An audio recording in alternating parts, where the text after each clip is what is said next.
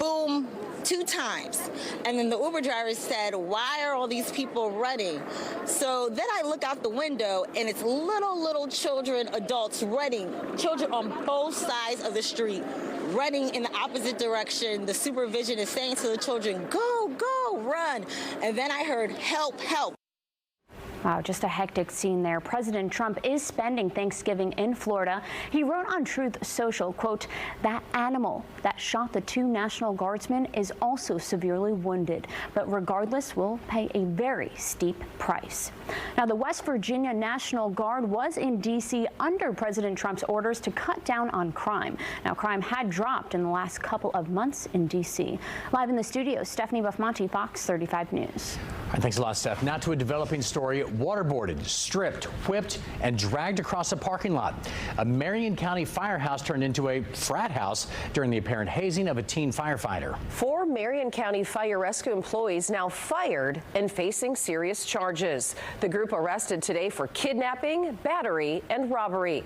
The sheriff says it all started over a TikTok. Fox 35's Matt Trezza is live in Marion County tonight. So, Matt, how did this escalate so quickly? Yeah, it did escalate very quickly, according to the sheriff's office. Sheriff Billy Wood saying all of this going down inside this fire station. The 4 firefighters and the charges in which they are facing is kidnapping, robbery, battery, and accessory. Deputies say it happened inside Marion County Fire Station 21 on Southwest 90th Street, where the victim and his fellow firefighters were cleaning equipment. They say it started with firefighters wiping pizza grease on the victim's clothes. And it escalated from there. It also, the whole thing began because the 4 that arrested, or individuals at the firehouse, wanted a video from TikTok that the victim had.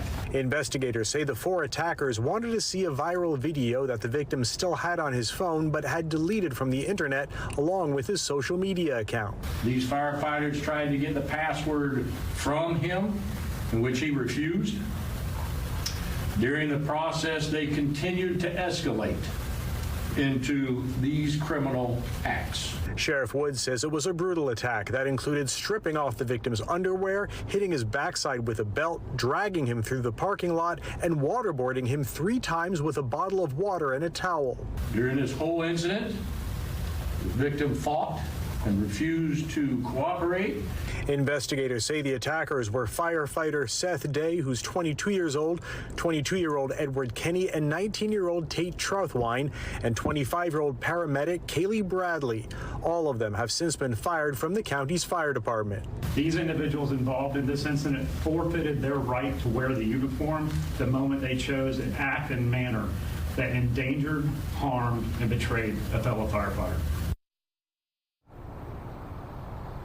The victim was offered time off, but the chief says he is back on the job, and all 4 of the alleged attackers will be facing a Marion County judge tomorrow morning. Live in Ocala, Matt Trezza, Fox 35 News. Thanks, Matt. Well, happening right now, the Thanksgiving travel rush is on, and a winter storm up north is making things a bit complicated. Orlando International Airport is already showing about 100 flight delays today. Meanwhile, thousands of travelers also hitting the roads to reach their Thanksgiving destination. We have live team coverage for you today of the Thanksgiving rush tonight, and we begin with Fox 35 Storm Team meteorologist Noah Berger. And so, Noah, temps about to take a nosedive here as well. Oh, yeah, and it's going to be cold for Friday. I can't stress enough, it's going to be the huge talker on Friday. Tomorrow, oh my Thursday? gosh, how cold it is. Tomorrow's great. Okay. Tomorrow's going to be fine. So here's the temps over the next few days. About 65 in the morning tomorrow, 45 in the morning on Friday. But look at that drop, 20-degree drop from tomorrow to Friday morning. Yeah, that's going to be very noticeable. 48 Saturday morning, 59 Sunday morning, 65 Monday morning. All right, so here's your Thanksgiving hour by hour. Kind of an odd day in Orlando. The high is about 1 p.m. It's at 72. It's a very warm morning and midday, and then the temperatures will fall most of the afternoon. In fact, look how fast it goes down. 68 by 4 p.m., 62 by 6. If you're heading outside in the evening, maybe just after sunset, we'll be dipping fast into the 50s with a mostly cloudy sky for tomorrow. And here's what we'll be waking up to early Friday morning with the strong northerly winds after this front. This has trended colder. A wind chill of 38 in Orlando, 35 in the Villages, 32 in Gainesville, 35 35 Palm Coast, 38 in Bithlo, 41 in Kissimmee. It'll be a very chilly start to Friday. I'll talk to you more about your weekend weather in just a few minutes. Thanks, Noah. Well, the airports get all the attention, but the vast majority of travelers hit the roads for Thanksgiving, and the busiest time for traffic is right now. Fox 35's Chris Lindsay joins us live from I-4 in Volusia County. So, Chris, it doesn't look real busy where you are, but what are you seeing out there so far? Well, there are a lot of people out on the road right now, but traffic is flowing smoothly at the moment. As you mentioned, with the busiest time of the year, that means the busiest roadways for Floridians. FHP says if you're traveling for the holiday, you should keep an eye on the clock. If you didn't leave before 11 o'clock this morning, it's likely best to wait until 8 o'clock tonight, or even leave tomorrow, as traffic is expected to be much lighter throughout the day. Brent Garnes calls himself an I-4 warrior. He left early today for Tampa, trying to beat the log jam. I think what you have to be concerned about is people who are not used to driving an I-4, and you got to keep pace, you got to keep up with the traffic, and you have to be alert of people changing lanes for no expected reason. Last year, there were nearly 20,000 car accidents and 80 fatalities during the Thanksgiving travel period, according to FHP. They'll have an increased presence to keep people safe, though. They still want drivers to do their part, practicing patience. Everybody's trying to get to a destination to enjoy Thanksgiving and be with family. Don't get there mad, just get there safe and happy.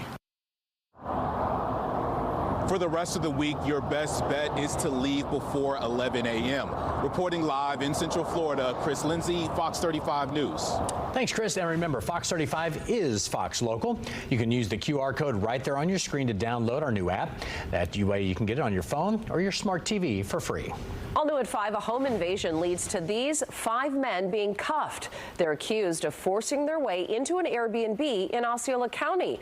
But this group messed with the wrong guests. The sheriff's office says this happened exactly 3 weeks ago today at a home on Leader Street in Davenport. Well, deputies say the suspects showed up to that Airbnb armed, dressed in all black, and wearing ski masks, and then they forced their way into the home. Turns out the guests staying in that house were also armed. Deputies say there was a shootout inside the house, and the walls were riddled with bullets. A glass door also shattered. And by the time police showed up, the suspects and the guests all ran off. The 5 men who were arrested are between the ages of 20 and 22. They're charged with grand theft, armed robbery, and aggravated assault. In Orange County, an 18-year-old shot and killed outside of an apartment complex in Orlando last night. Deputies say Elias Elivan was shot in the 7300 block of Woodhill Park Drive. The neighborhood is close to West Oaks Elementary. At this hour, no arrests have been made. Deputies are still investigating. In Osceola County, a gym teacher is behind bars. Detectives say this woman right here sent inappropriate text and photos to a 13-year-old student. The Osceola County Sheriff's Office says 22-year-old Ismar Angianis Ramos Figueroa was a phys ed teacher at Central Point Christian Academy. Deputies say the teacher admitted to texting and sending pictures to the young teen's cell phone. They tell Fox 35 that there may be more victims. Fox 35 News at 5 is just getting started. Controversy continues tonight over a change in policy at SeaWorld. Fox 35 is once again sitting down with the Walker whistleblower. Plus, a beachside mess has neighbors begging for help in Brevard County. I've seen her using the bucket for her toilet. I've seen her nude for years. Fox 35 investigates this house of horrors, a decade in the making. And you're watching Fox 35 News at 5 on this Wednesday evening.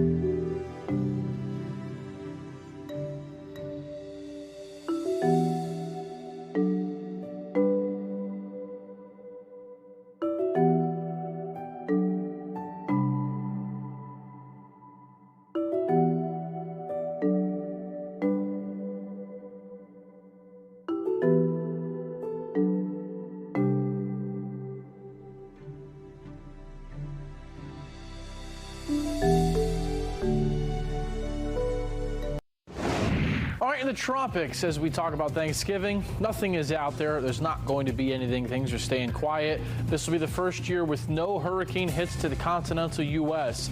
in about 10 years. Season ends Sunday.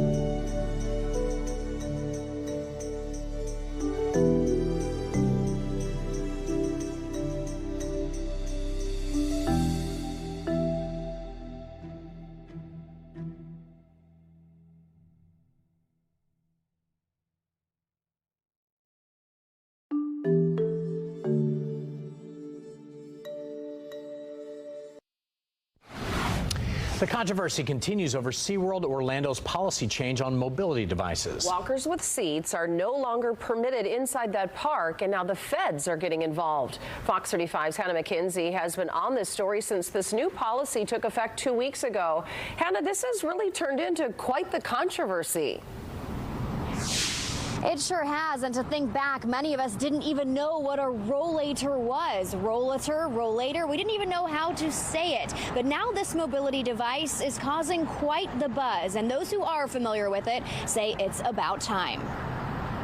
Banned from bringing her trusty rollator to SeaWorld Orlando, Nancy Schwartz reached out to us. Our Fox 35 whistleblower, now stunned by the story's response. Did you ever think all of this would come from our conversation? No, I did not. I was hoping that it would make SeaWorld rethink their policy. Never dreamt that the DOJ would get involved. The Department of Justice now investigating to determine whether SeaWorld Orlando's parent company, United Parks and Resorts, Inc., is in violation of the Americans with Disabilities Act. Not too often that people want to talk about rollators. Nick Thompson, the self-proclaimed U.S. authority on rollators, says SeaWorld's new policy, which bans all walkers with seats, isn't just discriminatory, it's dangerous. They are going to see more falls, not less, because they're going to be pushing people into bringing their hospital walkers. You could put all the tennis balls in the world on a hospital walker.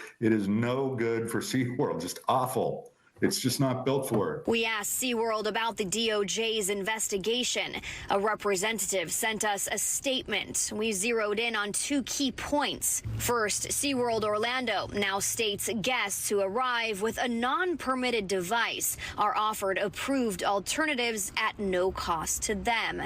Initially, the business said mobility devices would be available for rent. The DOJ flagging that option as another potential violation.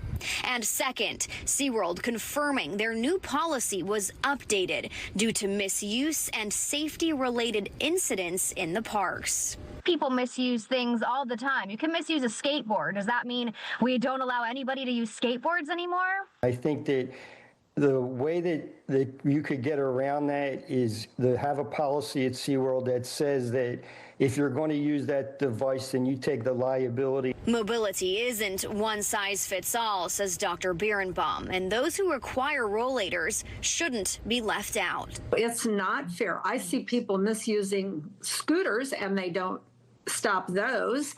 I see people misusing their wheelchairs. They don't stop that. I see parents misusing strollers and they don't stop those. I also reached out to the U.S. Attorney's Office for an update on the DOJ investigation. I did not hear back. Live in Orlando, Hannah McKenzie, Fox 35 News. Hannah, thank you. Rehearsals continued in the rain today ahead of the annual Macy's Thanksgiving Day Parade. Tomorrow marks the parade's 99th year. Well, performers embraced the wet conditions last night. This year's parade will feature a total of 26 performances, 7 new floats, 32 balloons, and multiple marching bands. The creative director says the parade will go on no matter the forecast. This is the only time we have to rehearse on 34th Street. We shut down the whole city. Who else can do that but Macy's? So we're here, ready, rain or shine. Earlier today, the crews out there started inflating the balloons. You can't recognize her just yet, but that is Minnie Mouse. New balloon characters this year include Buzz Lightyear, Pac-Man, Mario, Shrek's Onion Carriage, and a K-pop Demon Hunter character. The parade starts at 8:30 tomorrow morning.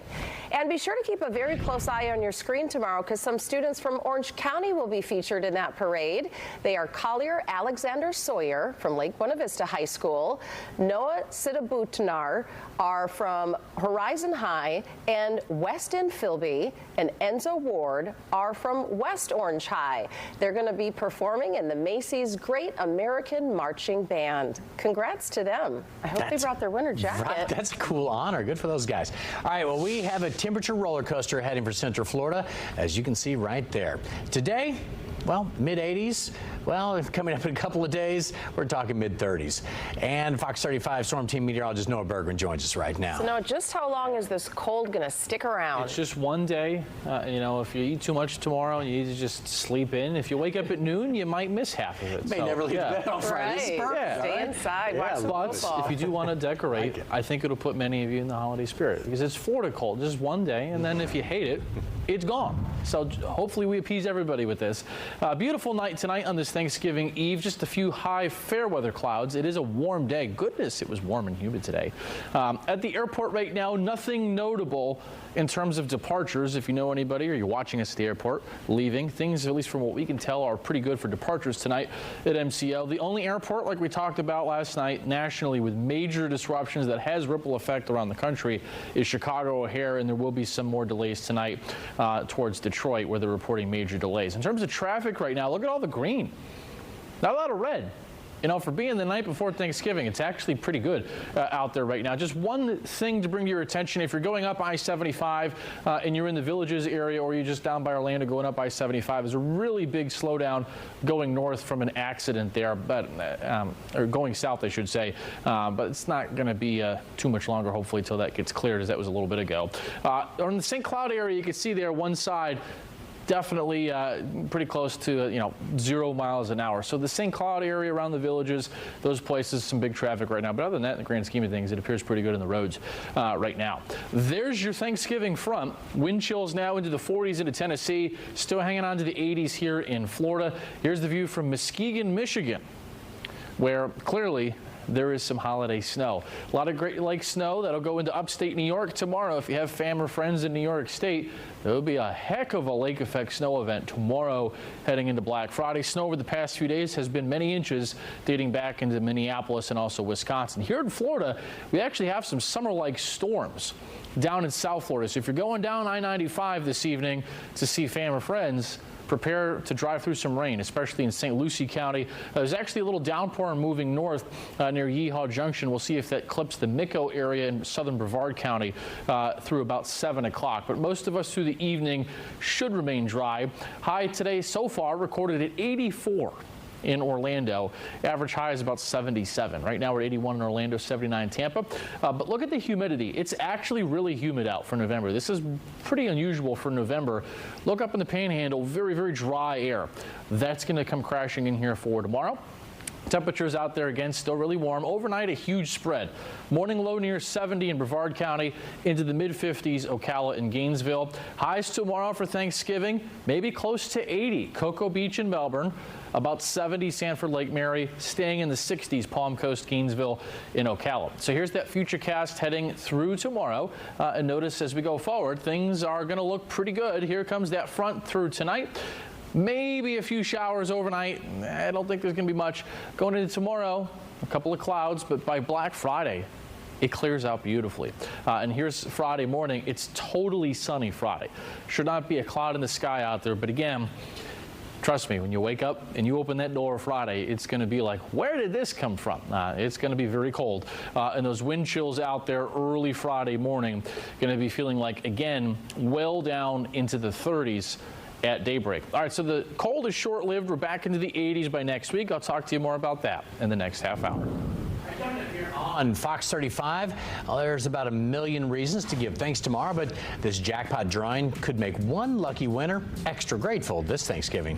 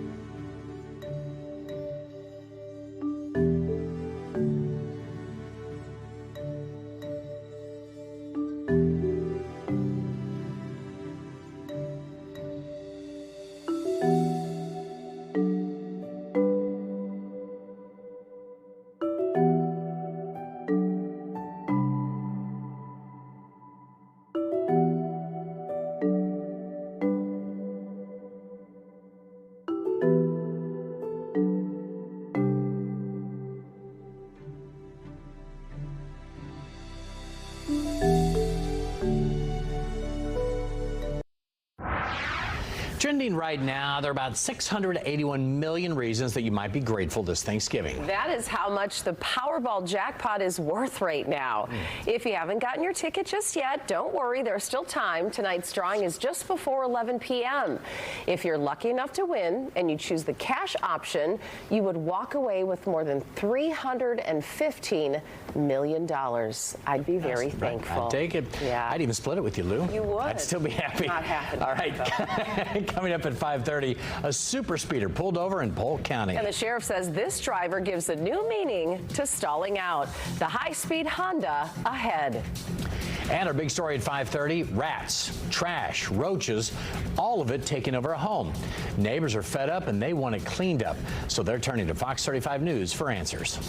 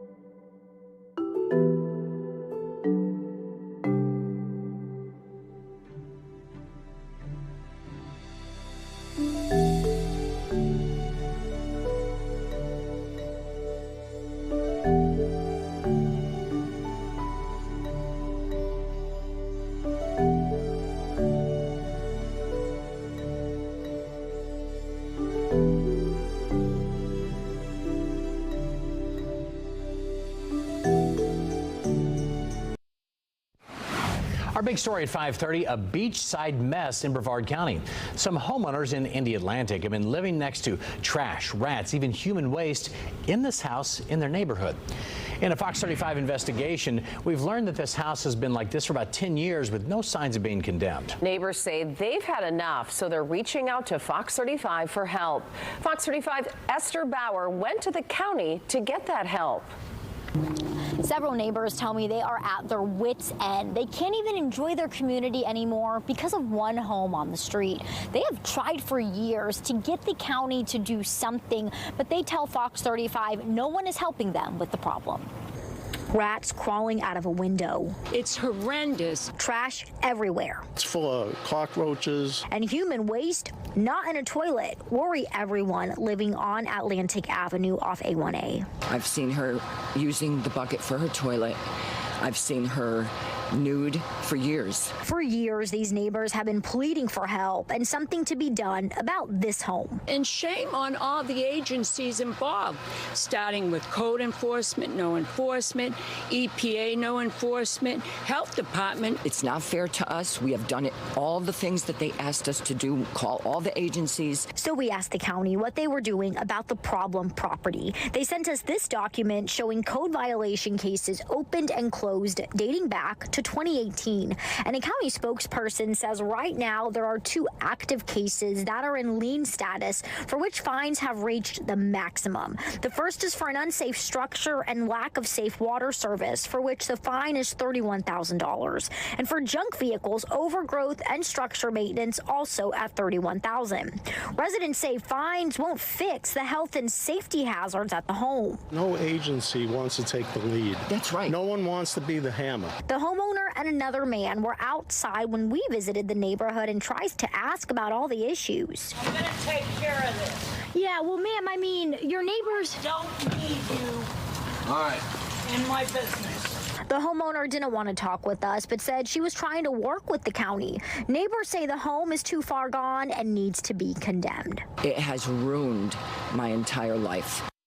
And neighbors say they're also paying out of pocket to deal with all the rodents and roaches coming out of that property onto theirs. Reporting in Brevard County, Esther Bauer, Fox 35 News. Thanks, Esther. And we started looking into this home after we got a tip from a viewer. If you have a story that you want us to investigate, you got to send us an email. It's the address right there on your screen, fox35news@fox.com. New details tonight. A former Seminole High School football star should be getting ready for the big Florida State game this year, but instead Ethan Pritchard is at home learning to walk again after he was shot 3 months ago. Fox 35's Chris Lindsay has an update tonight on the lawsuit he's now filed. Back in August, standout FSU football player Ethan Pritchard was giving his aunt a ride home in Havana, Florida, when he was shot in the head near Riverside and Havana Heights apartment complexes. We sit here today, and Ethan, a young man living out his dream, is now in the fight of his life to get back to what he was. The shooting was later deemed a case of mistaken identity. While his fight back to health continues, once I get my legs back working, it's over with. His family is filing a lawsuit against ownership of the two complexes. The Pritchards say there was a pattern of criminal activity on and around the properties, which exposed people who lived there and the public to danger. At Havana Heights, there was 5 shootings in about the year before this incident. The complaint goes on to say management should have known about it and done something about it. In this case, had they done that, we wouldn't be here today. Ethan would be preparing for the big game this weekend, the Florida State game. Though Ethan's making progress, his legal team says they won't stop until they get justice in a situation they believe was completely avoidable. It's so critical that we hold these property owners accountable for their failure to do anything reasonable that night. Should have never happened. I reached out to both Riverside and Havana Heights management. They declined comment. Reporting for Fox 35 News, Chris Lindsay. In Brevard County, a fraudster is accused of pretending to be an NBA player, an NFL star, a real estate investor, and a nonprofit organizer. 23-year-old Maurice Wynn, seen here, was arrested in West Melbourne. He's now charged with fraud and grand theft. Police say Wynn is reaching out to businesses, promising to make a large purchase or make a big donation. He is known to find a way to gain access to business accounts. In a previous case, he is accused of stealing $300,000. Police are now putting churches, colleges, and hospitals on notice. New at 5:30, a super speeder is arrested in Polk County. Sheriff Grady Judd says that this man behind me was caught going 117. His excuse is that his friend needed to use the bathroom. Fred Betancourt was clocked in the triple digits going down I-4, where the speed limit was 70, 117 and a 70. The sheriff says the 25-year-old from Lakeland was weaving in and out of traffic, causing problems for other drivers, too. Well, I tell you, I'd be pooping my pants if I rode with this dude at 117 and a 70 on the interstate weaving in and out of traffic. We'd never make it to a restroom. In fact, we'd have a hazardous waste dump right there in the front seat of his car. You know what I mean? Betancourt has had his license suspended 7 times already. He was arrested for reckless driving, and his car might be impounded for 30 days due to the super speeder law in Florida. Also, a developing story overseas. We've just learned 3 people have been arrested for a massive fire at an apartment complex in Hong Kong. At least 36 people are dead. Several hundred more are missing. The flames began burning in a high-rise housing complex early this morning. It actually spread to nearby buildings as well. The tower is home to nearly 2,000 apartments, housing around 5,000 people. At last check, fire officials were still searching for trapped residents there. But falling debris and limited light are making it hard for the firefighters. Besides, the temperature inside the buildings concerned are very high, so it's quite difficult for us to enter the building and go upstairs to conduct the firefighting and rescue operation. Out of the 36 people confirmed dead, we know at least 1 was a firefighter. We're being told that 3 men were arrested on suspicion of manslaughter. A Fox 35 News alert right now. A judge in Georgia dismissing the racketeering case against President Trump. Now, this case all stemmed from accusations that Trump sought to overturn the results of the 2020 election in that state. The ruling will close the final unresolved case pending against the president since he won the White House back in 2024. The charges were filed in August of last year by the Fulton County District Attorney, but he was let go. The judge's order dismissed the case in its entirety after a new state prosecutor moved to have the case dropped to bring that legal action to an end. If you do not feel like cooking this Thanksgiving, there's always takeout, and we're not talking about pizza. Fox 35's Amanda Ruiz dropped by Four River Smokehouse in Winter Park, where they're preparing hundreds of meals for the holiday. What if I told you there was a way you and your family didn't have to cook on Thanksgiving, but could still eat all those Turkey Day favorites at home? Sounds too good to be true? But it is possible. Well, we've been preparing this food for the last week now, trying to take the pressure off of families so that they can enjoy each other's company and not worry about the ovens and all the mashed potatoes and all the turkeys during the day of. This year, Four Rivers made 512 turkeys, over 1,500 pounds of sweet potatoes, and over 1,300 pounds of regular potatoes. Also, 364 half briskets, 251 hams, and 342 pies. At the Winter Park location, they got over 250 orders. And the pickup process is just as easy. Awesome. Thank you so much, Ms. Farley. Colleen Farley and her daughter pulled up the morning before Thanksgiving to pick up their order. We got a half a ham and a half of turkey, some mac and cheese for the kids, and gravy and stuffing. This is her second time picking up Thanksgiving dinner here. She says nothing's better than just having to put the food in the oven and reheat it. It's so easy. I mean, I can't even describe to you how much pressure it takes off and the stress. Amanda Ruiz, Fox 35 News. All right, coming up here on Fox 35, everyone is probably ready to stuff themselves for Thanksgiving. But it's likely that you're going to eat a bunch of leftovers, how long they can stay in your fridge without making you sick. Plus, Noah. And Luann, we are tracking the big freeze for Friday. For Florida standards, we'll let you know about the rest of the weekend and some rain and thunderstorms maybe for next week. More on that coming up. And we are saving you some cash tonight with the Fox 35 Pump Patrol. Gas is $2.99 at the Mobil station on Seminole Boulevard in Castleberry. Let's check out our mystery camera today. We have these cameras all over the place, and that is a beautiful view today. But do you know where it is? All right, we'll find out coming up after your forecast.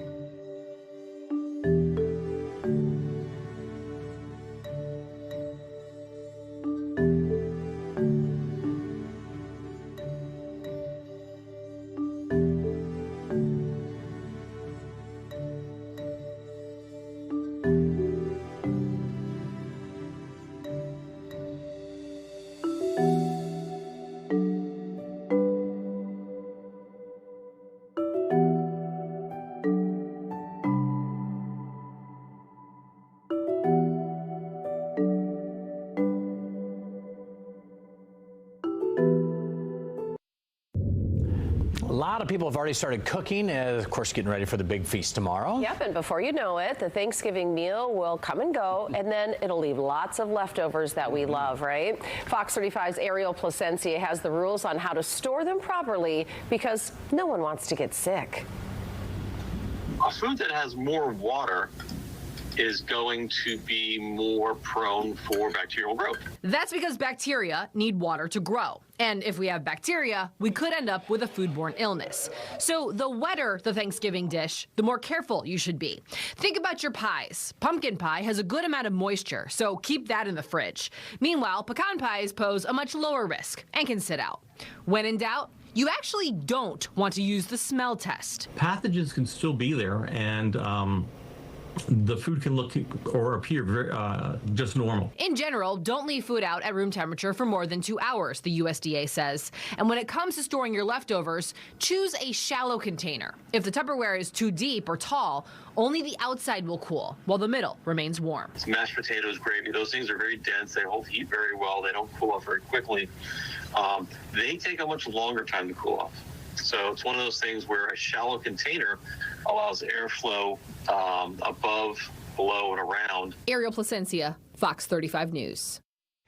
Now for the big question, how long can the leftovers last in the fridge? Well, it does vary from food to food, as they were saying, but the general rule, 3 to 4 days, experts say. So after the weekend, probably good to toss them.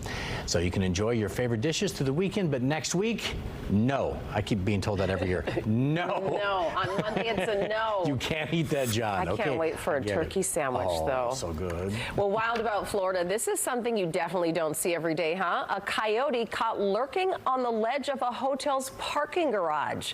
This was in Fort Myers. That coyote seen standing on the ledge of the Luminary Hotel there. Police, firefighters, and wildlife officers all tried to capture the animal. They say it somehow got into that parking garage and then crawled onto the ledge. As news of the coyote spread, a crowd of about 24 people came to see it for themselves. Here's what one onlooker had to say. So we turned and we looked, and we were in amazement, as a matter of fact. How did it get on the ledge? And then also, what are we going to do to save this poor animal? Well, the coyote jumped back into the garage, but police were unable to capture it. At last check, it was still roaming somewhere around Fort Myers.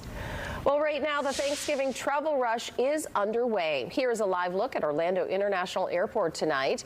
MCO clocking nearly 100 delays. And it's not because of the weather here.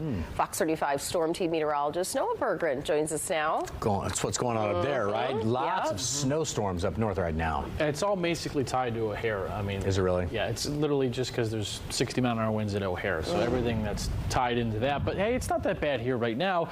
And from what we can tell in our weather system, the departing flights, if they're not connecting through the Midwest, they're actually pretty good tonight. If you're picking up somebody or somebody's coming in tonight, 77 in Ocala. Here's a view from the beach, 79 in Daytona. Kind of felt like beach weather out there today, didn't it? It was a beautiful day. More reminiscent of September rather than the day before Thanksgiving. 83 right now is what it feels like in Miami, 81 in Orlando, 58 in Atlanta, 46 in Nashville, 20 in Chicago, 14 in Minneapolis. So clearly late summer, fall, winter vibes across the Midwest. Now, this was today from Marquette, Michigan. This was the view. Yeah, look at that. Making the headlines today, major snow, lake effect. In fact, Lake Erie today, 10-foot chop, they're calling it, on the lake surface where they lake surge on the eastern side of the lake. There's massive wind up there right now, and that's what's bringing down our front. You see the front is attached to that right here. The leading edge of the front is almost to Gainesville, but it doesn't have a lot of rain with it right now. And we need the rain because we're at a huge rain deficit going into December. Most of the state is well below average for the year. These are the rain deficits through 2025. And this is only going to get worse, despite there being a small chance of maybe some storms or rain the middle of next week. All right, so right now, this is the third worst drought ever in November in Florida. Right now, it's the second driest November on record in Orlando. Let me repeat that. Second driest November ever in over 100 years here right now. What this means in early next year, once we're done with the holidays, is probably an earlier than normal start to brush fire season here across the Florida Peninsula. Right now, it's 81 West Palm and Miami, 78 Melbourne, 77 in Ocala. The cooler air is starting to come in, just 69 in Pensacola, but the dew point tells you how uncomfortable or comfortable it feels. The higher the number, the more moisture in the air, the more humid it is. Notice in Pensacola, the dew point's down to 51. It's close to 70 here. That's very dry air. It's very humid here right now. That drier air comes in for tomorrow. Mid-70s on the Space Coast, around 70 in Orlando, staying for highs in the 60s, Marion County to Palm Coast. Here goes that front overnight, maybe a few showers. During the morning, a good amount of clouds. We got the turkey trot tomorrow. Things should be fine other than maybe a sprinkle. The sky clears, though, completely tomorrow night. And going into Friday, it just gets completely sunny. But again, man, oh man, is it cold out the door Friday morning. All right, so Sunday, maybe a few showers popping up late in the day, but just small stuff. Not a big deal. Monday, a good amount of clouds, much warmer, 82. Tuesday is really the day next week where it looks like there could be, I want to emphasize, there could be some more notable showers here. It's going to be close. Probably the big stuff will stay up in the panhandle in terms of heavy rain. But maybe I'm hopeful we'll get some rain in here Tuesday of next week with another cold front. And it's that time for the mystery camera tonight, which let's see what we got here. Yeah, it's a beautiful view right there. Love it. I think our floor director got it. What did he say? He thinks that's Philadelphia and Independence Hall. But what does Rodney know? Everything. Oh, okay. What do you got? You got one, Lou? I'm going to go with Rodney. Okay. He usually gets it right. Yeah. So what is your guess? Noah? I know. I'll throw out a Cleveland. Okay, Cleveland. I hate to say it. Rodney's right. That's Philadelphia. Is it really? Because that's one block away from the Fox 29. It's Fox Station is right there. Yeah, and it is Independence Mall. All right, fast facts. Here we go. Rodney, we got to let you read these today. All right, it's first capital of the United States. Independence Hall, the birthplace of the Declaration of Independence. First hospital was founded in Philly as well, and the city of brotherly love. Lots of history there. There you have it. Love it up there. Right. All right, coming up here on Fox 35, Leu Gardens is letting it snow. Oh, the weather outside is frightful, but the fire is so delightful. Since we don't place. If you think that's entertaining, you should hear Rodney sing. That's another thing he does. No, that's not true. But get ready to be dazzled by this year's holiday lights display. Plus, all new on the News Edge at 6, a teen assaulted for fishing. The attacker is now facing charges, and the victim is speaking exclusively with Fox 35.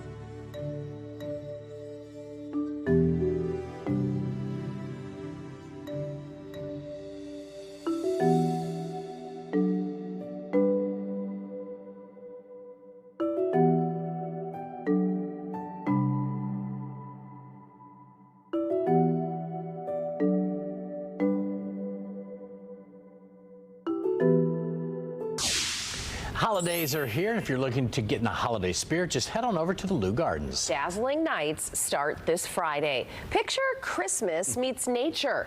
The 3/4 of a mile walk features a lot of lights, live entertainment, and a 50-foot standing tree.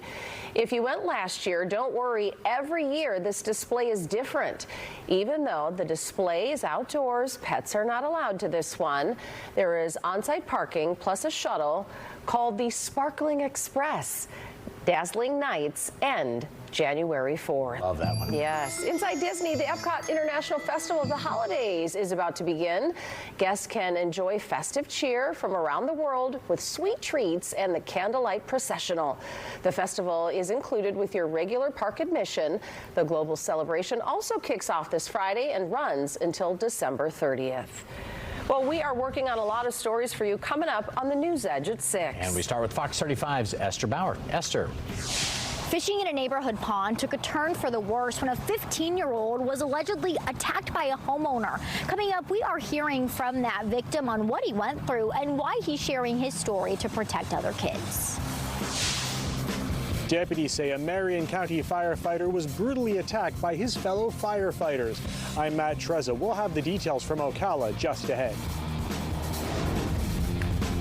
And I've got your latest 7-day forecast coming on up that does have a big drop in temperature in the way for Friday. More than that in just a few minutes.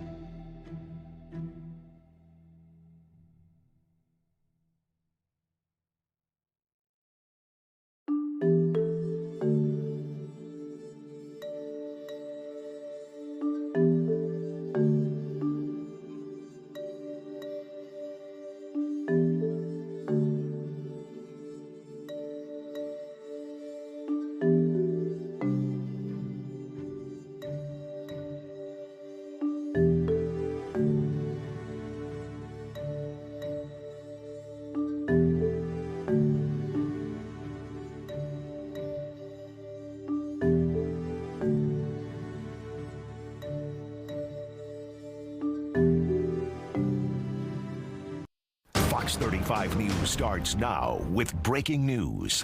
And we continue to follow that breaking news in Washington, D.C. at this hour. 2 National Guard soldiers were shot near the White House. Thanks for joining us at 6. I'm John Brown. Good evening. I'm Luann Sorrell. D.C. police confirm one person is in custody. This is a live look at the scene on the right side of your screen here. Here's what we know so far. Both National Guard members are from West Virginia. One was shot in the head, according to the Associated Press. D.C. police say both soldiers are in critical condition tonight. They also say this was a targeted shooting. The suspect allegedly shot the two soldiers and then was taken down by other National Guard members. Someone decided to turn that into targeting National Guardsmen. That will only stiffen our resolve.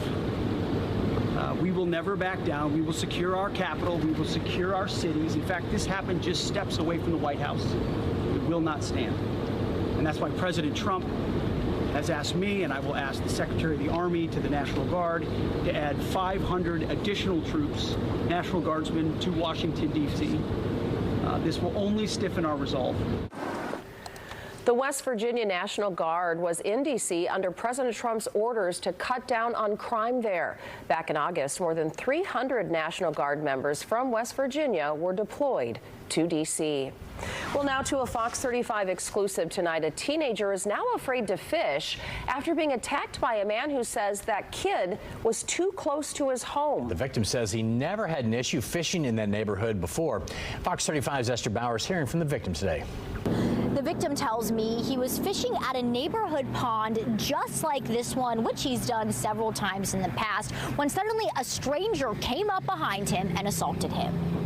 Grabbed my fishing pole and grabbed me and kicked me down. 15-year-old Leonidas Diaz still feels down after he was attacked doing what he loves. I'm scared to fish now. If someone comes up to me, I'm gonna just like walk away as fast as I can because I don't know what's going to happen now. Leonidas tells Fox 35 he was fishing with his friends at a neighborhood pond near Breckenridge Circle when a man told him to get off his property.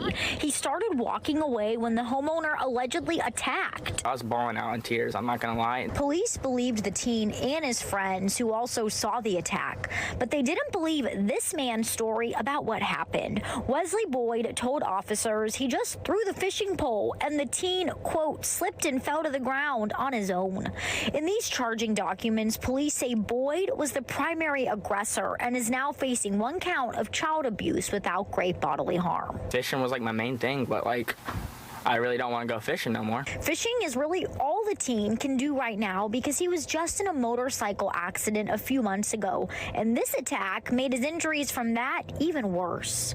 Kicked the back of it. Thought it was like the most peaceful sport I could do because like I'm already injured. My hands work, so I could reel fishing and stuff. Leonidas says he's sharing his story so other kids can be aware. He doesn't want to see anyone else get hurt. And Boyd was released from the Brevard jail on Wednesday on a $2,500 bond. His next court date is set for December 18th. Reporting in Palm Bay, Esther Bauer, Fox 35 News. Well, the Thanksgiving holiday rush is on and millions of people are hitting the roads right now. I-4 has been busy all day long. We have live team coverage of what you need to know before you hit the road today. Chris Lindsay's along the highways, but we start with Fox 35 Storm Team meteorologist Noah Berggren. Yeah, Noah, you're tracking some flight delays because of weather around the country. Yeah, Luann, we've got mainly anything related to Chicago O'Hare is where the big delays are out there for tonight. Thankfully, nothing here in Florida, but the big story is going to be the cold. I want to focus in on Friday. After the holiday, it's going to feel very chilly here. 45 is the morning low after 65 tomorrow morning. 48 Saturday, 59 Sunday, 65 on Monday. Just a small chance of a shower tomorrow. Friday, Saturday should be dry. Then we'll introduce a little bit better chance of a few showers Sunday into Monday. It's still really warm out there right now. We're near 80. It's 79 currently in Orlando. Temperatures tonight, 68 in Melbourne, 66 Cocoa Beach, 60 in Sanford. A little bit cooler north and west, 59 in the Villages, 58 in Palm Coast. Highs on your Thanksgiving, a big spread for us across Central Florida. Close to 80 Cocoa Beach, Merritt Island, over to Mico, Palm Bay, Melbourne, 73 Kissimmee, and then staying in the 60s, Marion County, Alachua County, and also Flagler County. I'll show you the future cast for tomorrow in just a few minutes. All right, AAA says the majority of travelers are going to hit the roads this Thanksgiving, and the busiest time for traffic is right now. Fox 35's Chris Lindsay joins us live once again from I-4 in Volusia County. Chris, so what are you seeing out there? Is it picking up? Yes, traffic has picked up in the last hour or so, and that's exactly why FHP staff say you should keep an eye on the clock if you're traveling for the holiday. Now, if you weren't able to leave before 11 o'clock this morning, it's probably best to wait until after 8 o'clock tonight or even leave tomorrow, as traffic is expected to be much lighter throughout the day. I spoke with Brent Garnes. He calls himself an I-4 warrior. He left early today for Tampa, trying to beat the traffic. I think what you have to be concerned about is people who are not used to driving an I-4, and you got to keep pace, you got to keep up with the traffic, and you have to be alert of people changing lanes for no expected reason. Last year, there were nearly 20,000 car accidents and 80 fatalities during the Thanksgiving travel period, according to FHP. They'll have an increased presence to keep people safe, but they still want drivers to do their part by practicing patience. Everybody's trying to get to a destination to enjoy Thanksgiving and be with family. Don't get there mad, just get there safe and happy. If you're trying to cut down on your drive time and avoid log jams, you should probably leave before 11 o'clock for the rest of the week and into the weekend. Reporting live in Central Florida, Chris Lindsay, Fox 35 News. Good advice, Chris. Thank you. And while you're out on the roads, you want to keep your eyes peeled for big rigs as well. Truck drivers are sharing some tips for navigating around them this holiday season. The biggest, they say always pass on the left. This ensures the truck driver can see you as you approach. Do not cut them off. It takes a lot longer for them to come to a complete stop than it does for you. So they need a large following distance. If it's a fully loaded truck, especially, that it can't stop in time. It's going to take longer to stop. So, you know, my hope and prayer for everybody is that they just watch out for the other vehicle. Another tip for sharing the road, make sure you are rested and alert, especially if you're driving a long distance this holiday weekend. Waterboarded, stripped, whipped, and then dragged across a parking lot. A Marion County firehouse turned into a frat house during an apparent hazing of a teen firefighter. Now 4 Marion County firefighters are fired and facing some serious charges. Fox 35's Matt Trezza is explaining what led to this hazing. Sheriff Billy Wood says the disturbing incident happened here at this fire station. The 4 firefighters and the charges in which they are facing is kidnapping, robbery, battery, and accessory. Deputies say it happened inside Marion County Fire Station 21 on Southwest 90th Street, where the victim and his fellow firefighters were cleaning equipment. They say it started with firefighters wiping pizza grease on the victim's clothes. And it escalated from there. It also, the whole thing began because the 4 that arrested, or individuals at the firehouse, wanted a video from TikTok that the victim had. Investigators say the 4 attackers wanted to see a viral video that the victim still had on his phone but had deleted from the internet along with his social media account. These firefighters tried to get the password from him, in which he refused. During the process, they continued to escalate into these criminal acts. Sheriff Woods says it was a brutal attack that included stripping off the victim's underwear, hitting his backside with a belt, dragging him through the parking lot, and waterboarding him 3 times with a bottle of water and a towel. During this whole incident, the victim fought and refused to cooperate. Investigators say the attackers were firefighter Seth Day, who's 22 years old, 22-year-old Edward Kenny, and 19-year-old Tate Trouthwine, and 25-year-old paramedic Kaylee Bradley. All of them have since been fired from the county's fire department. These individuals involved in this incident forfeited their right to wear the uniform the moment they chose an act and manner that endangered, harmed, and betrayed a fellow firefighter. The victim was offered time off, but the chief says he's back on the job. The 4 alleged attackers will face a Marion County judge tomorrow morning. In Ocala, Matt Trezza, Fox 35 News.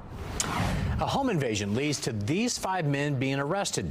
They're all accused of forcing their way into an Airbnb in Osceola County. But this group apparently messed with some of the wrong guests. The sheriff's office says this happened exactly 3 weeks ago at the home on Leader Street in Davenport. Deputies say the suspects showed up to the Airbnb armed, dressed all in black, and wearing ski masks. They then forced their way into the house. Turns out the guests staying in the home were also armed. Deputies say there was a shootout inside the house. The walls are riddled with bullets. bullets. A glass door was also shattered. By the time police showed up, the suspects and the guests had all run off. The 5 men who were arrested are between the ages of 20 and 22. They're all charged with grand theft, armed robbery, and aggravated assault. In Osceola County, a gym teacher is behind bars. Detectives say this woman sent inappropriate texts and photos to a 13-year-old student. The Osceola County Sheriff's Office says 22-year-old Ismar Angianas Ramos Figueroa was a phys ed teacher at Central Point Christian Academy. Deputies say the teacher admitted to texting and sending pictures to the young teen's cell phone, and they tell Fox 35 there may be more victims. All right, coming up here on the News Edge at 6, controversy continues over a change in policy at SeaWorld. And Fox 35 once again sitting down with the Walker whistleblower. Plus, come on, Barbie, let's go party. Mattel is looking at Orlando for its newest attraction. And before you deck the halls, you may want to make some changes to your decorations to protect your wallet. We have some tips to avoid the sky-high power bills this holiday season.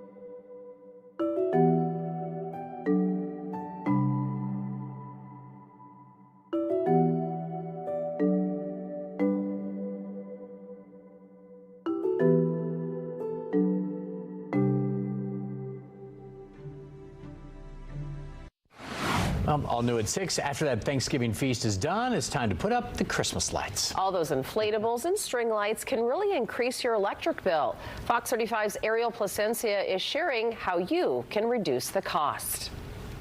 'Tis the season to deck not just the halls, but the lawns and houses. And Bay Area residents know pretty lights can come at a price. This is our yearly, donation to Duke Energy.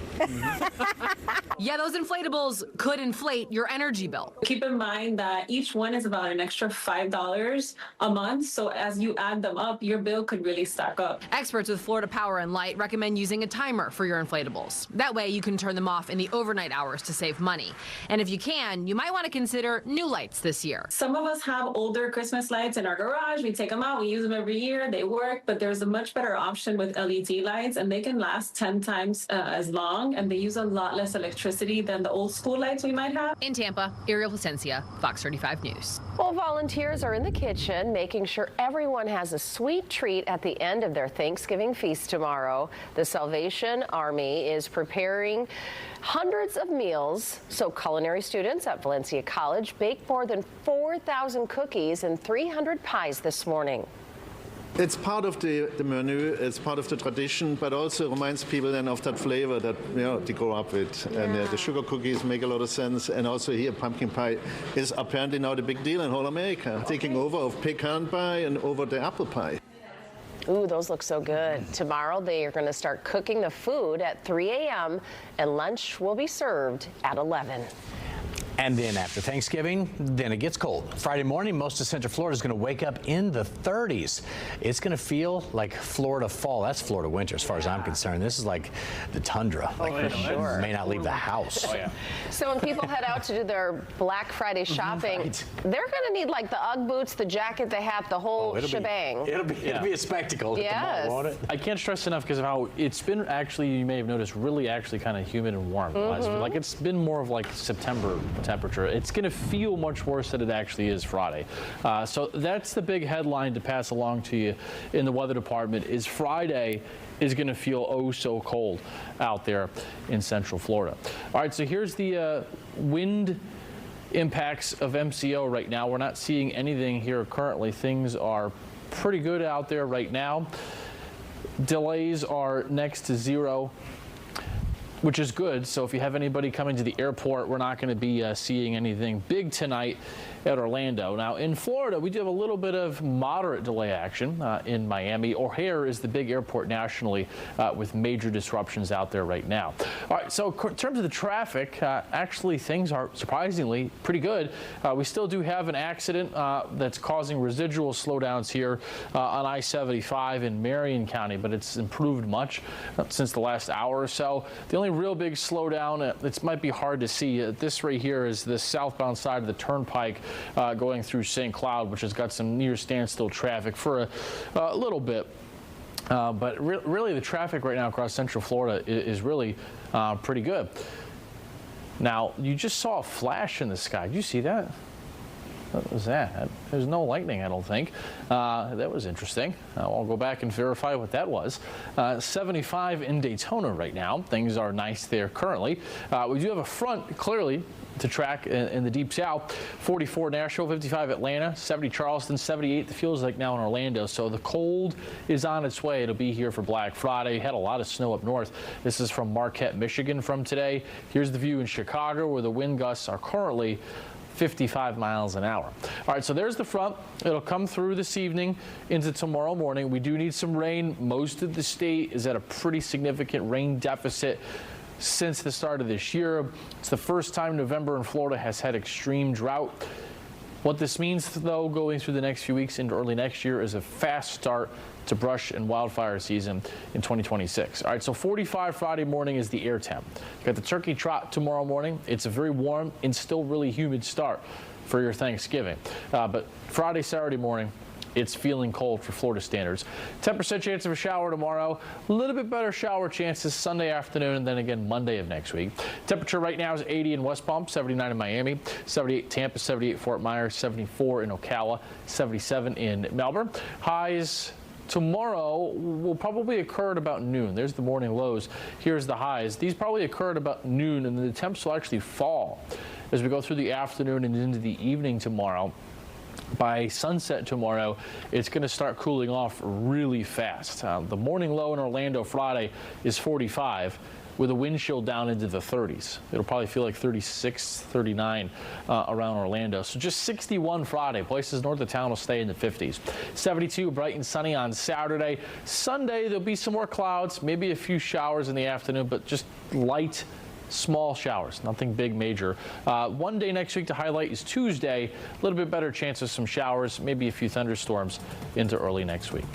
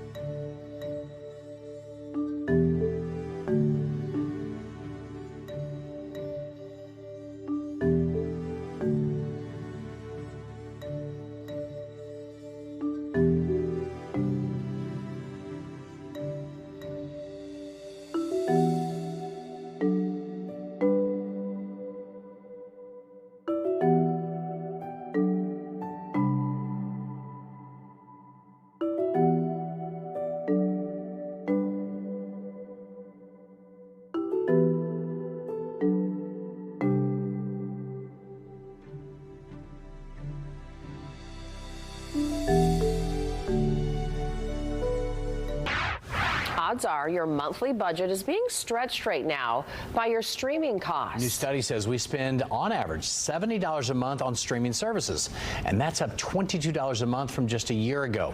But 30% of Americans have now cut back on subscriptions in just the past 3 months because of financial concerns. Tubi, which is a free streaming service, did their own research. They found that these subscription costs will impact our holiday shopping too. At Tubi, we did a consumer research study and found that the first place that people are actually cutting from their budget in order to make room for some of those deals is subscription streaming services. Bills keep going up. The bills are going up. Yeah. They're opting for free streaming, but they're not just pocketing that money. In fact, 80% of consumers say that they are willing to splurge if it means getting that perfect gift for someone that they love. So it's all about balancing their budgets this year. Tubi is rolling out some special programming for Thanksgiving. The 1 p.m. game between the Packers and the Lions can be seen right here on Fox 35 and also streaming on Tubi.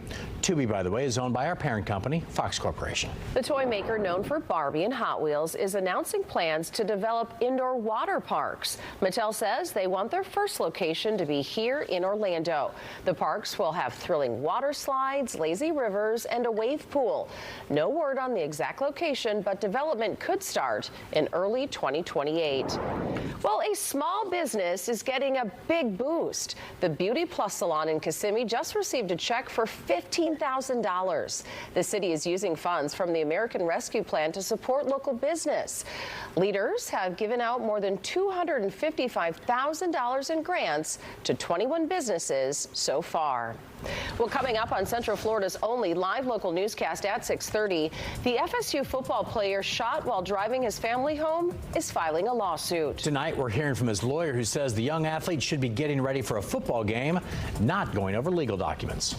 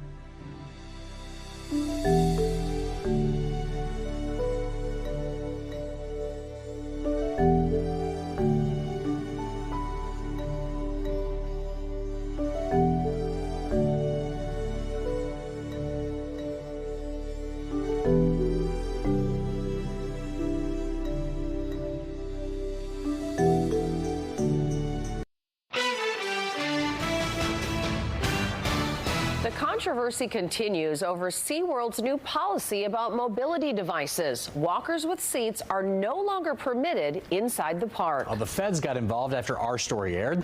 Now the park is changing the response and the policy. Fox 35's Hannah McKenzie explains where they stand now. At first, many of us didn't even know what a rollator was, but now this mobility device is creating quite a buzz. And for those who are familiar with it, they say it's about time. Banned from bringing her trusty rollator to SeaWorld Orlando, Nancy Schwartz reached out to us. Our Fox 35 whistleblower, now stunned by the story's response. Did you ever think all of this would come from our conversation? No, I did not. I was hoping that it would make SeaWorld rethink their policy. Never dreamt that the DOJ would get involved. The Department of Justice now investigating to determine whether SeaWorld Orlando's parent company, United Parks and Resorts, Inc., is in violation of the Americans with Disabilities Act. Not too often that people want to talk about rollators. Nick Thompson, the self-proclaimed U.S. authority on rollators, says SeaWorld's new policy, which bans all walkers with seats, isn't just discriminatory, it's dangerous. They are going to see more falls, not less, because they're going to be pushing people into bringing their hospital walkers. You could put all the tennis balls in the world on a hospital walker. It is no good for SeaWorld, just awful. It's just not built for it. We asked SeaWorld about the DOJ's investigation. A representative sent us a statement. We zeroed in on two key points. First, SeaWorld Orlando now states guests who arrive with a non-permitted device are offered approved alternatives at no cost to them. Initially, the business said mobility devices would be available for rent. The DOJ flagging that option as another potential violation. And second, SeaWorld confirming their new policy was updated due to misuse and safety-related incidents in the parks. People misuse things all the time. You can misuse a skateboard. Does that mean we don't allow anybody to use skateboards anymore? I think that the way that you could get around that is to have a policy at SeaWorld that says that if you're going to use that device, then you take the liability. Dr. Dale Birnbaum was shocked by the ban. Many of his patients use rollators, specifically those recovering from injuries, cardiac episodes, and strokes. It gives them the flexibility to sit and rest, which you cannot do with a standard walker. Mobility isn't one size fits all, says Dr. Birnbaum, and those who require rollators shouldn't be left out. It's not fair. I see people misusing scooters and they don't stop those. I see people misusing their wheelchairs. They don't stop that. I see parents misusing strollers and they don't stop those. I also reached out to the U.S. Attorney's Office for an update on the DOJ investigation. I did not hear back. In Orlando, Hannah McKenzie, Fox 35 News. In Brevard County, a fraudster is accused of pretending to be an NBA player, an NFL star, a real estate investor, and a nonprofit organizer. 23-year-old Maurice Wynn was arrested in West Melbourne. He's charged with fraud and grand theft. Police say Wynn is reaching out to businesses promising to make a large purchase or make a big donation. He is known to find a way to gain access to business accounts. In a previous case, he's accused of stealing $300,000. Police are now putting churches, colleges, and hospitals on notice. New details: a former Seminole High School football star should be getting ready for the big Florida State game this year.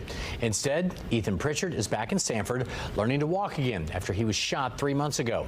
Fox 35's Chris Lindsay has an update on that lawsuit that's now been filed.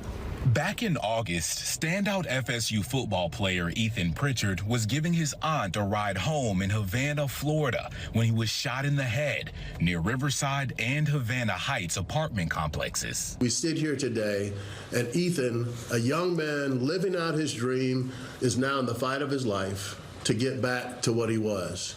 The shooting was later deemed a case of mistaken identity. While his fight back to health continues, once I get my legs back working, it's over with. His family is filing a lawsuit against ownership of the two complexes. The Pritchards say there was a pattern of criminal activity on and around the properties, which exposed people who lived there and the public to danger. At Havana Heights, there was 5 shootings in about the year before this incident. The complaint goes on to say management should have known about it and done something about it. In this case, had they done that, we wouldn't be here today. Ethan would be preparing for the big game this weekend, the Florida State game. Though Ethan's making progress, his legal team says they won't stop until they get justice in a situation they believe was completely avoidable. It's so critical that we hold these property owners accountable for their failure to do anything reasonable that night. Should have never happened. I reached out to both Riverside and Havana Heights management. They declined comment. Reporting for Fox 35 News, Chris Lindsay. Well, a super speeder is arrested in Polk County. Sheriff Grady Judd says this man was caught going 117 on the interstate. His excuse was that his friend had to use the bathroom. Fred Betancourt was clocked in the triple digits going down I-4 where the speed limit was 70. The sheriff says the 25-year-old man from Lakeland was weaving in and out of traffic, causing a lot of problems for other drivers. Well, I tell you, I'd be pooping my pants if I rode with this dude at 117 and a 70 on the interstate weaving in and out of traffic. We'd never make it to a restroom. In fact, we'd have a hazardous waste dump right there in the front seat of his car. You know what I mean? Betancourt has already had his license suspended 7 times. This time, he was arrested for reckless driving, and his car might be impounded for 30 days due to that new super speeder law. New details now. A federal appeals court is allowing Florida to enforce a new law that prevents children from having certain social media accounts. The law bans children under the age of 14 from using popular apps like Instagram, Snapchat, Facebook, and YouTube unless their parents give consent. Supporters say there is harmful material floating around online, but opponents say the law does the work of a parent and limits free speech. There is an impact of social media on kids' well-being, mental health in particular. Whatever you might think about the goal of what Florida is trying to do here, and I do think, keeping people safe online is important. They've got it backwards, because what HB 3 does is it places the government in the driver's seat rather than parents. Many platforms are already voluntarily limiting access to young adults and adding teen accounts. Well, tonight on TMZ, Tara Reid files a police report after an alleged drugging. You have to really be careful with your drink. I mean, for that, it made me pass out for 8 hours. That's crazy. TMZ producer Michael Babcock is joining us live from Hollywood tonight. Michael, good evening. What is this all about? Hey, Luen. Yeah, it sounds like it was a scary incident for Tara Reid. So she was at a hotel on Saturday. It was Saturday night, late into Sunday morning. Luen, she said she wanted to go grab a drink at the hotel bar, which is exactly what she did.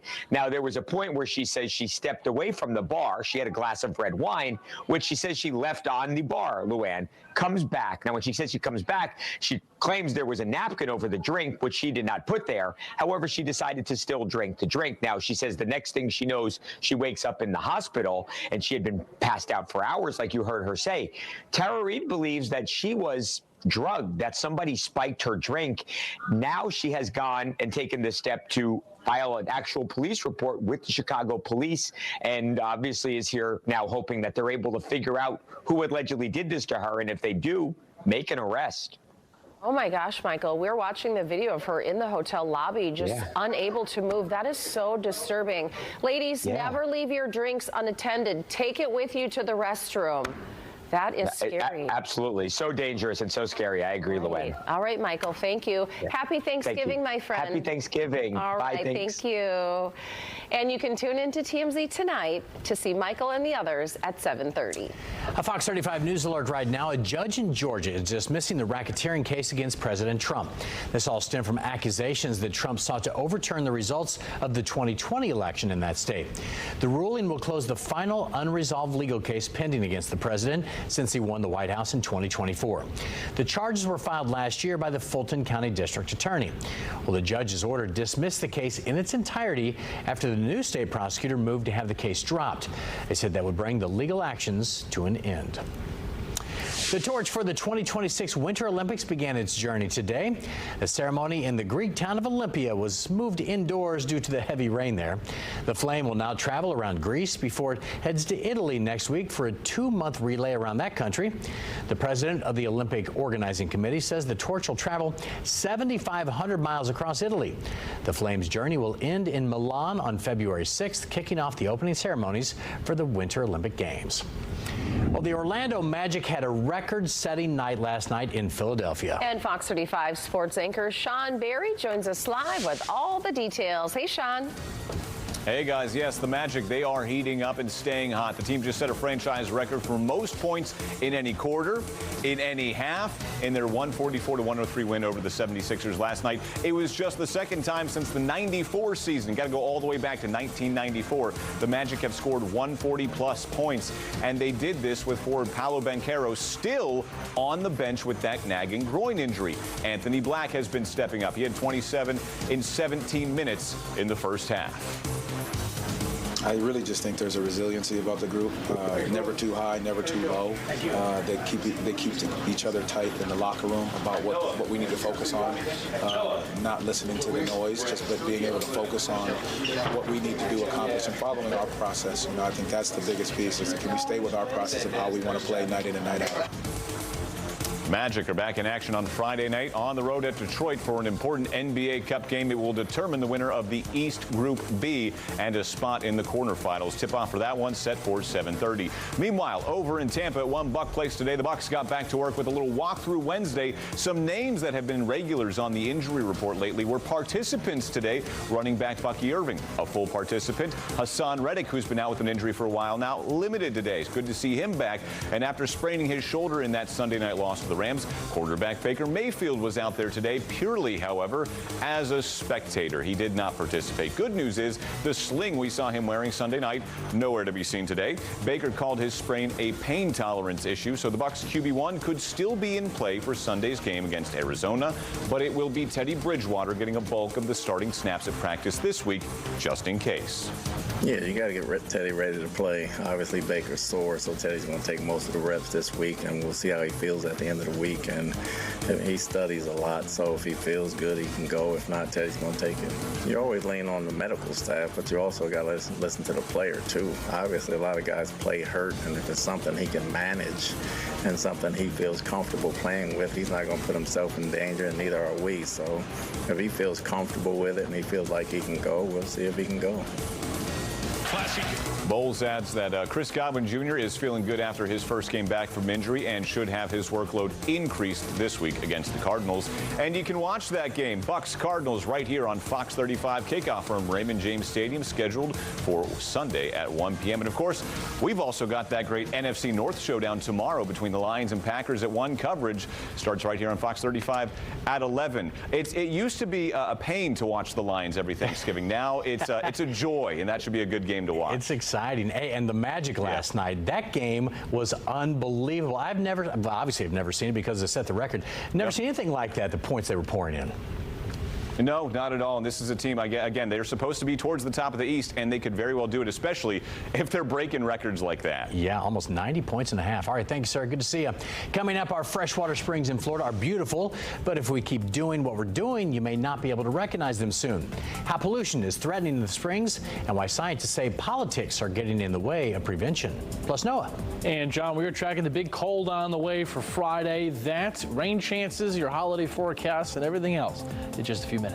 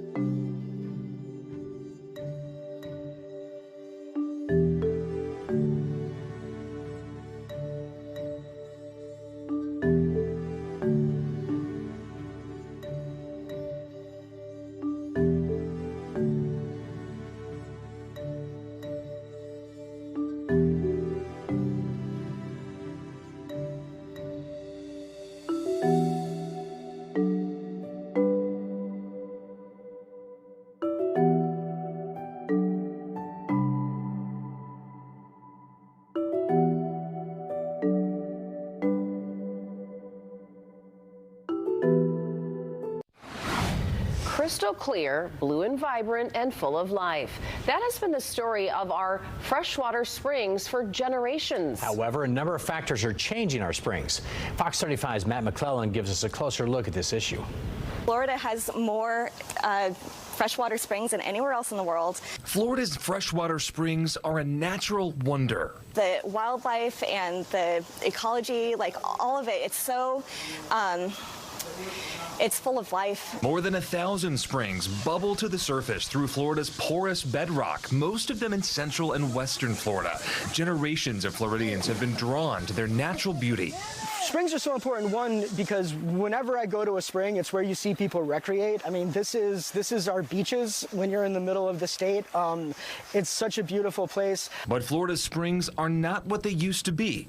Anywhere where the state can screw up a spring, it's in bad shape. Ryan Smart, the executive director of the Florida Springs Council, says nearly all of them are threatened by pollution. You just have too much pollution going into the ground and too much water coming out of the ground. And when you get that combination, you end up with springs that are no longer blue and vibrant and full of life. They're green, they're full of algae, and you just don't see the kind of ecosystems that had developed for, hundreds and hundreds of years here. The pollution, Smart says, comes in many forms. Runoff from fertilizers and pesticides used on farms can promote algae blooms that slowly suffocate springs. Livestock waste is another contributor, and so is development. More subdivisions, more parking lots, more streets, and more algae inducing runoff from lawn fertilizers, even the fertilizer industry itself. Former Republican State Senator Dennis Jones says it's an urgent problem. At some point, there's going to have to be a wake-up call. You cannot keep doing what you're doing. Jones is deeply involved in spring issues and says something has to change. You cannot keep poking holes in the ground just to keep cheap water coming out to give your permits for houses and condos and mobile home parks and golf courses. It's not sustainable. Lawmakers have tried to help, but efforts to strengthen permitting rules and to reduce the amount of nutrients flowing into springs have been bottled up in courts, and powerful interest groups and other political pressures have largely blocked their progress. I really think this is a lack of political will to fund the problem, to regulate, to help farmers, to build more wastewater treatment plants. The answers are relatively simple. This is not climate change. This is a pretty straightforward issue. We just don't have the political will to tell people no and then to get on the pathway to restoration. And unless that changes, the numbers are the numbers, and the numbers say that things are just getting worse and worse. Matthew McClellan, Fox 35 News. Well, most of Florida's springs bubble up from the Florida aquifer, which supplies about 90% of our drinking water. All but 4 of Florida's 30 springs are considered polluted at this point. In Osceola County, Kissimmee is making some upgrades. The city plans to build a brand new air traffic control tower at its airport to replace the old one, which was built in 1996. It will help the facility expand airport operations. The Kissimmee Gateway Airport is already seeing a boost in business. Between 2017 to 2024, the airport saw a 36% in flight operations. Well, the estimated total cost of the project is about $18 million. If they get the federal funds they need, the tower should be done by 2028. Let's take a look right now at the Launch Credit Union camera. This is the view from Port Canaveral this evening. I don't see any cruise ships in port. Maybe they're all going out to for the Thanksgiving holiday as well. Everybody's traveling. Noah's back with us now. Yeah, I don't know if it's going to be a good few days to be out on a cruise ship. They better head like to Mexico or something, huh? Oh, they'll be fine with the beach restaurants and the theme and the tiki. They'll be just fine. Down in the Caribbean, the Bahamas. No, they'll be warmer down there. It won't be as bad down in the Caribbean. As you take a live look right now across Daytona Beach, where the sun is set, it's all dark out. It's going to get really cold here as we head into Friday. All right, so let's take a look at the airport delays out there right now. We have no major delays right now in Orlando, which is good news. But in Miami, some moderate delays that are starting to build. Across the country, Chicago and mainly the Midwest is where all the big delays are currently, mostly because of wind and also snow. All right, currently on Storm Tracker radar, things are quiet. We do have some showers in Brevard County. That's probably going to be it for most of the evening for us. A little shower here just to the west of Mico. A little shower that's heading towards the city of Melbourne, right into downtown in a few minutes from now. Bigger thunderstorms down in South Florida from West Palm over towards Boca. more reminiscent of a late summer afternoon rather than a day before Thanksgiving type of setup. Now, if you caught the forecast in the last half hour, we saw a big flash of lightning on the Ocala camera looking north. It's actually up in South Georgia, a little thunder shower that's heading towards Jacksonville. That's with the actual front, but you can see that right there. That front will push across overnight tonight into early tomorrow, and it's attached to this area of low pressure, producing some big-time cold and snow. In fact, in downtown Chicago right now, for instance, it is 19. The wind chill with a wind gust of 40. I mean, this is laughable because, I mean, this is classic Chicago. 46-mile-an-hour wind and it feels like of 19. How about this? This is from Green Bay, looking at Lambeau Field, a fresh pack of snow. Game tomorrow right here on Fox is at Detroit, though, so it's in the Dome, so not a weather game, but in Detroit for the Lions-Packers tomorrow. Weather there will be very cold, at least outside. All right, temperatures tonight, about 65 in Orlando, 68 in Melbourne, 59 in the Villages, 54 tonight in Gainesville. Highs tomorrow, mid-70s. Once you get to the Space Coast, about 72 in Orlando, 69 in Ocala, 68 Palm Coast. So here's that future cast tonight. There goes the front. Maybe a shower overnight into early tomorrow. Now for your Thanksgiving, here's 11 a.m. Notice right here. Got the turkey trot tomorrow. Yeah, I guess there could be a shower in the morning. It's not a lot, though, 1 or 2 showers. And then through the day, things clear on out. Going into Thursday night and Friday, it gets pristinely bright and sunny. Beautiful, bright blue sky Friday, but again, feeling cold. And the winds will subside Friday night. Saturday, we'll get a little more of an east flow that develops. Notice how the clouds came in from the Atlantic. Right now, we're keeping the forecast for Saturday dry. All right, so here's the wind chills tomorrow night into Black Friday morning. Yeah, we're going to go down into the 30s, 35 degrees in the Villages in Ocala, 37 DeLand, 38 in Sanford, 41 New Smyrna, 35 Palm Coast. A brief little taste of winter. Highs on Friday afternoon stay in the 50s in the Villages in Leesburg, Palm Coast. You need maybe more than a quarter zip, a decent jacket even in the afternoon on Friday. By the way, if you are traveling back or you have family going into the Midwest, there'll be another big storm this weekend with maybe 1 foot to 2 feet of snow. Places like Chicago, Columbus, maybe up into Michigan. You see that there in a big cold front with some showers. This will come into here as we head into early next week with maybe some showers by Tuesday. But right now it doesn't look like even a lot. So really cold for Friday, but getting much warmer fast heading into early next week. We'll be right back.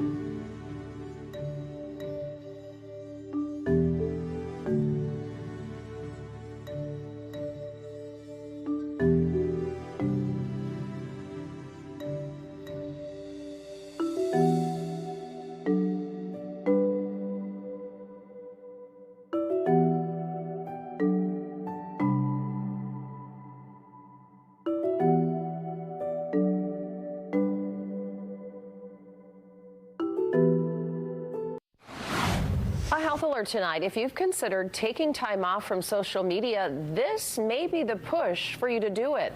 A new study concluded that just 1 week off from social media reduced anxiety, depression, and sleeping problems in some people. The study tracked nearly 300 young adults ages 18 to 24. They had to limit their social use for 7 days, cutting back from just under 2 hours to just 30 minutes daily. In the UK, there's a massive search underway for a missing teddy bear. Take a look at what middle school students sent flying into the sky. You see, they attached the bear to a weather balloon.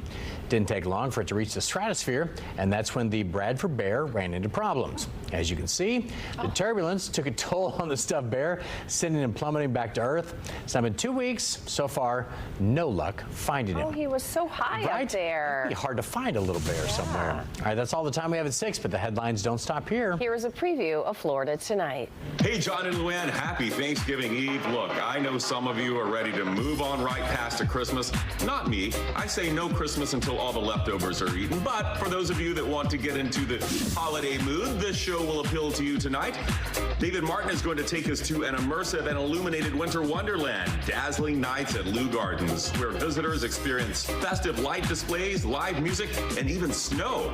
That's right, snow in Florida. And another Central Florida holiday tradition is the annual Gatorland Ho Ho Ho Down. This festive event with a reptile twist promises fun for the whole family. And I hear my old pal Skunk Ape will be there.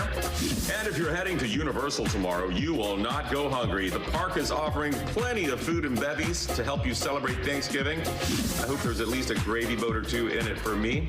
So even if you're still stuck at that kiddie table tomorrow, you can still join us tonight for a lot of fun. We'll see you at 7. Thank you so much for joining us on this Thanksgiving Eve for the News Edge at 6. And the news continues tonight at 10. We'll see you then.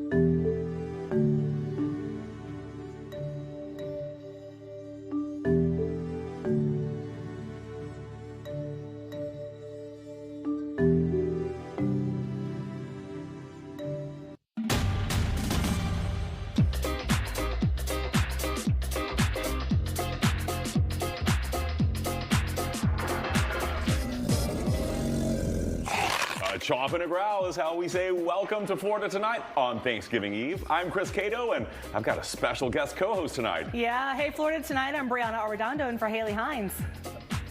Outfit is on point, by the way. Haley is probably off prepping her famous green bean casserole right now. Gross. If you're watching us live right now, you probably know you're just 1 hour away from this.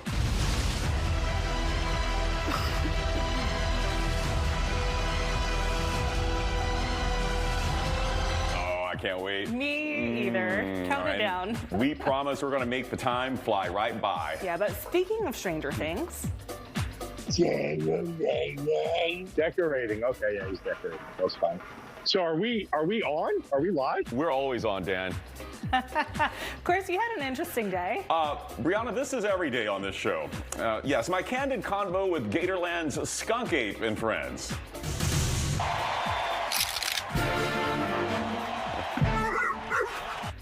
Plus, it is a Thanksgiving tradition with local ties. Yeah, we're going to hear from the Florida judge who will crown this year's Best in Show at the National Dog Show.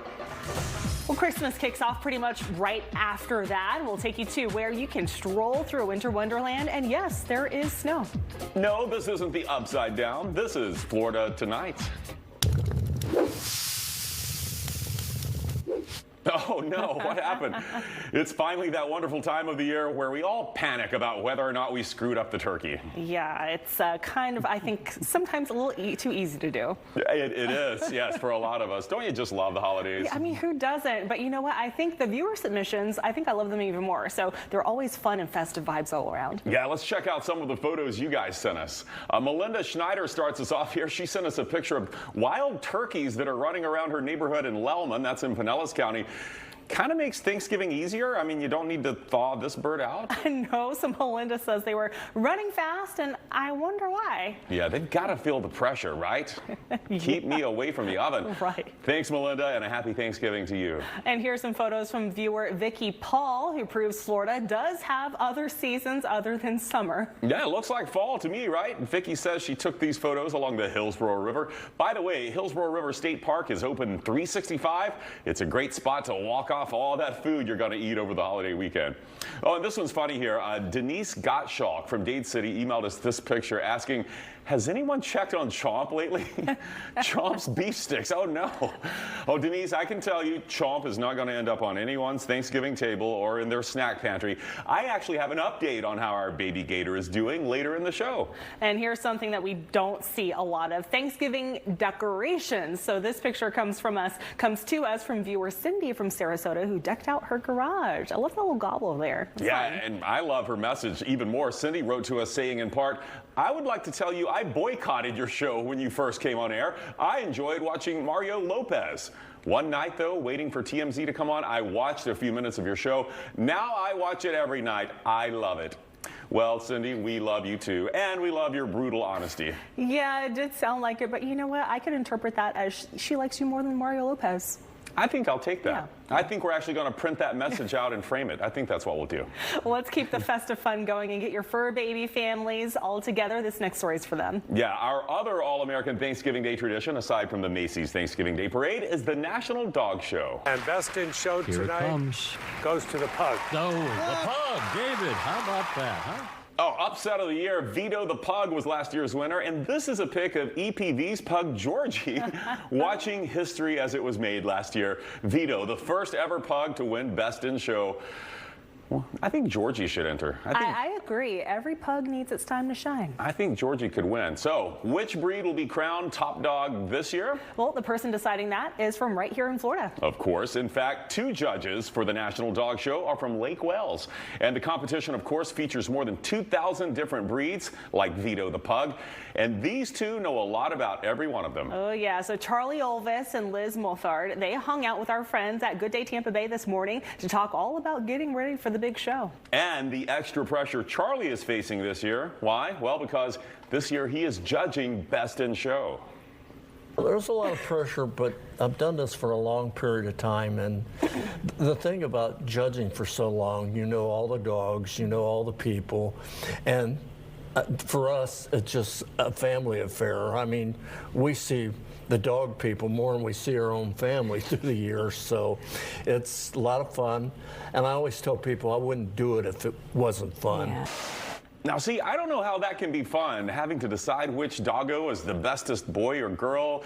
You're going to break some hearts, you know, of the other dogs, or at least their handlers. Just too much pressure. I don't want it. Yeah, I feel like they might have a little bias too. Everybody has like their favorite dog, you know. Right, for sure. Those judges do have a hard job, but they also have such a great eye for detail, and personally, they are all winners to me. Absolutely, agreed. All right, let's keep this gravy train rolling. Let's talk food.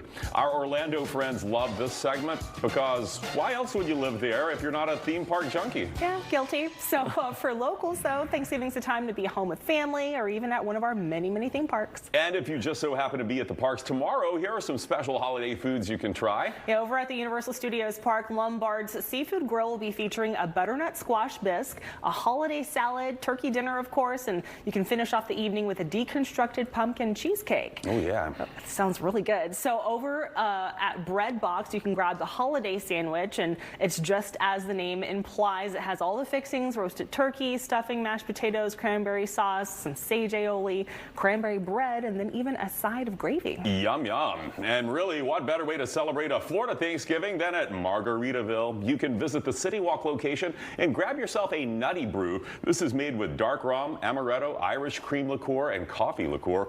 Or you can try their Golden Harvest, which is a mix of whiskey, orange triple sec, orange and cranberry juices, and bitters.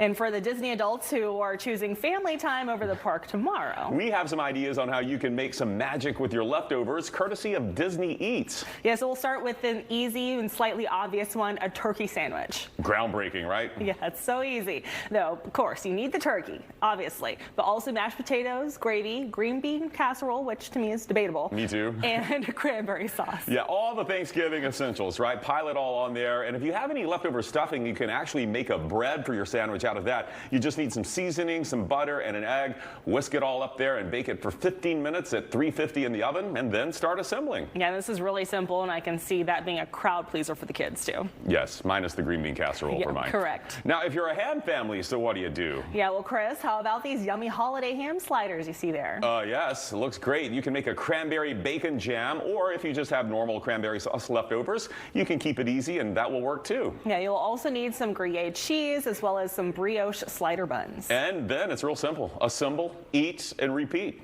And how do you feel about a post-Thanksgiving pot pie? Ooh, cozy. Yeah, so for this leftover upgrade, you'll want onion, celery, carrots, garlic, leftover turkey seasoning, and then some ingredients to make a cheesy biscuit top. I like that. Yeah, me too. If you have those pre-made leftover biscuits from Thanksgiving, those will do just fine. Just cook up the veggies, combine in an oven-safe dish, let it bake, and then pop that biscuit on top. Oh, yeah.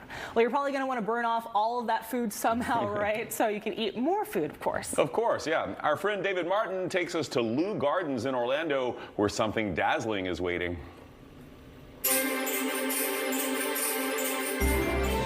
Hey Florida Tonight, say hi to Cole Neesmith, who's the artistic director for something called Dazzling Nights at Leu Gardens. It's presented by Advent Health, and it's something you've got to check out. 6 years and counting, and it's this year's bigger and better than ever. Congratulations. Thank you so much. We love bringing the holidays to life. How do you do that exactly for those who haven't been? Well, there's about 15 immersive worlds like this one right here, Crystal Kingdom, where it snows all night long. We have these giant Yetis standing tall in the Crystal Kingdom. We have beautiful, elegant chandeliers hanging from the treetops. We have a solstice area with beautiful garland and giant trees. It truly is an experience. The entire gardens are lit up, and it's a walk-through attraction. You get some food, you get some drink, and a lot of live entertainment as well. About how long does it take to get through it? It's about an hour and a half to 2 hour experience. It depends, who you come with and whether or not you want to get a drink and sit around one of our LED bonfires. Beautiful. And the entertainment, several different groups? We have the American Sirens, a female trio that are really incredible. We have some acrobats, some jugglers. It's a really fun time. Oh, the American Sirens, they're great. Let's take a listen. Pretty girls. Oh, the weather outside is frightful, but the fire is so delightful. Since we've no place to go, let it snow, let it snow, let it snow. Oh, it doesn't show signs of stopping, and I brought some corn for popping. The They sound terrific, Cole, and all the entertainment is top-notch here. How do you get tickets for this? DazzlingOrlando.com has all the information with times and dates and everything you need to know about attending the events. Including parking. By the way, book early because shows do sell out here. The reservations fill up quickly. You run through how long here? January 4th. Dazzling Nights at Leu Gardens, presented by Advent Health. Do not miss it in Orlando. Cole, thank you very much. Thank you. And I'll see you next time on Florida Tonight. David, that looks so fun and beautiful too. Look Yeah, those right. lights. Got to check that out. If that didn't get you into the holiday spirit, maybe this will. I tracked down Christmas skunk ape. So weird, right? Looks just like Halloween skunk ape. They must be related. After the break, we're going to tell you about an old-fashioned Florida Christmas adventure to add to your weird, wild bucket list. And before we head to break, peeking in now on the Green Parrot Bar in Key West. Florida Tonight's back after this.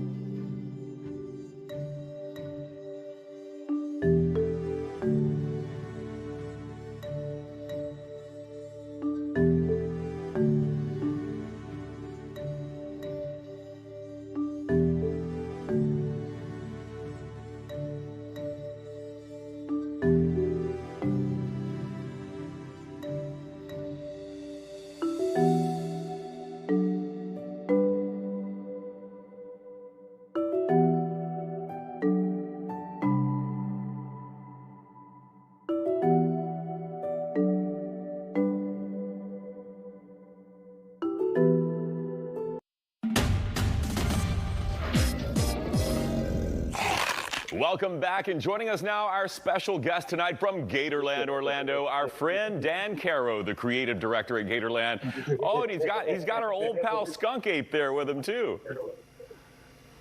Yep, Skunk Ape is here. He's helping to decorate the park. Yeah, and get us ready for the premiere of our holiday Ho Ho Ho Down, which starts on December 6th. And it'll be 3 weekends here at Gatorland. Yes, Skunk Ape just said something. We'll need a translator later. Dan, this is an old-fashioned Florida Christmas, though, at Gatorland. Give us the big picture. What is the holiday Ho Ho Ho Down?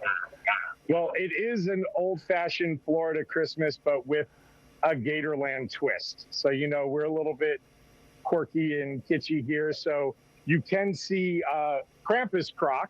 So that's one of the characters that we have here. So if your kids are naughty, you can come over, bring them to Krampus Croc, and he'll deal with the kids. If you have nice kids, and hopefully you do, we have Gator Claws that's here for the kids to